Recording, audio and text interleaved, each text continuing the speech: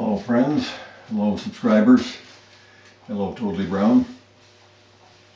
Toadley Browne put a bit of a challenge in one of his recent Christmas videos about either shooting a snowman shaped target or showing an old rifle. Well, since we're in the fourth lockdown for COVID-19, historians and archaeologists look back at this time and see that the fourth was the early part of the pandemic.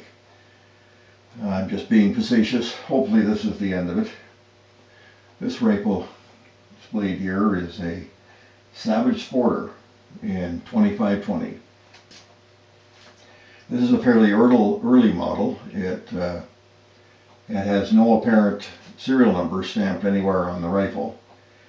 And to my understanding, that puts it in the first, within the first 25,000 manufactured by Savage Stevens.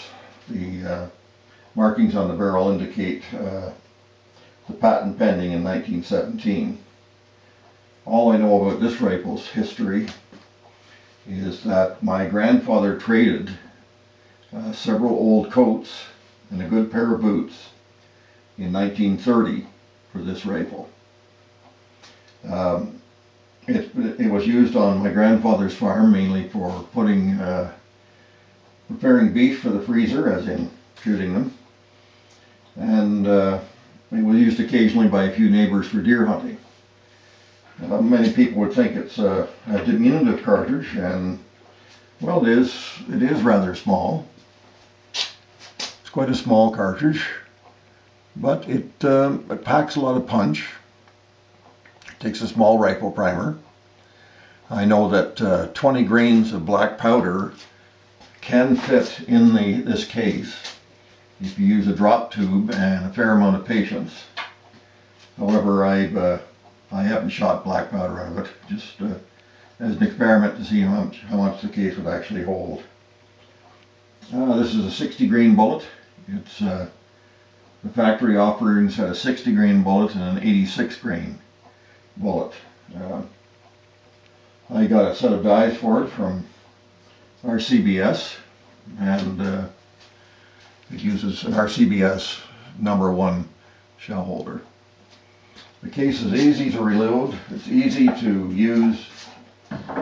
For this rifle, it only has one locking lug, a small locking lug on the barrel, or on the bolt rather. And so I don't load it for pressure. Just one locking lug here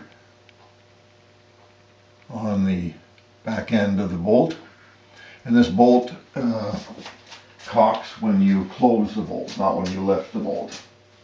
A little bit different. This rifle, I've used it somewhat for informal target shooting, and it's quite accurate. It's quite reasonable. It has a magazine that was meant for both chamberings that were offered in this rifle, which were 32-30 WCF, and of course, obviously 25-20.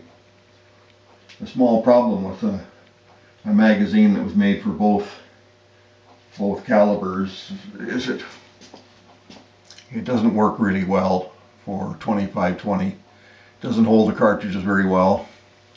I've tried bending in the slips a little bit to try and help, and it has improved, but it doesn't feed very well. So a little bit of patience is required. This is I would recommend the 25-20 as a small game rifle. I'd really recommend it for plinking. It's quite accurate and gives you a lot of positive feedback, especially when shooting steel. So if you ever happen to see one of these in your local gun store, they may look old and shabby, but they're actually pretty reasonable, and I would recommend trying one as a plinking rifle. Anyway, happy Christmas everybody.